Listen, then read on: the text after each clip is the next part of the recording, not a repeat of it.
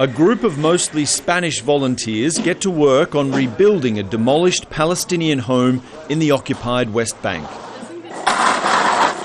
The Israeli Committee Against House Demolitions is the NGO responsible for this project, but is now under fire from Israel because the government of Spain donated $110,000 to it. Another Israeli NGO called Breaking the Silence, which last month produced shocking testimony of 26 Israeli soldiers from the Gaza war, has also had its funding sources attacked because they include European governments. In a desperate attempt to silence its critics, the Israeli government is not only asking European governments why they donate money to NGOs critical of Israeli policies, but legislation is also being considered that would make the practice illegal.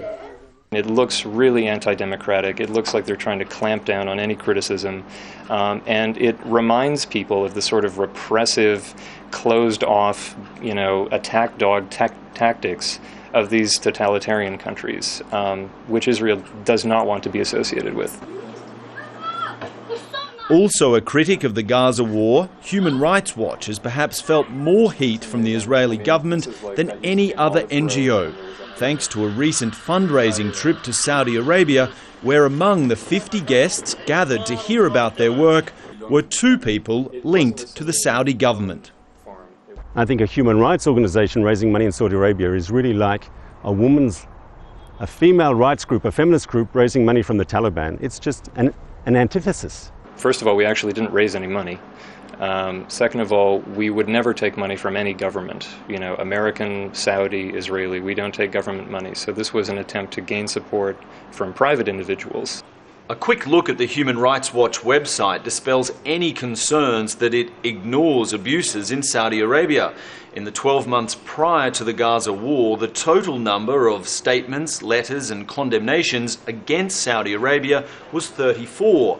Against Israel was 21, while Hamas and the Palestinian Authority drew another 17. I don't think that's a valid methodology, and I'd say even stronger.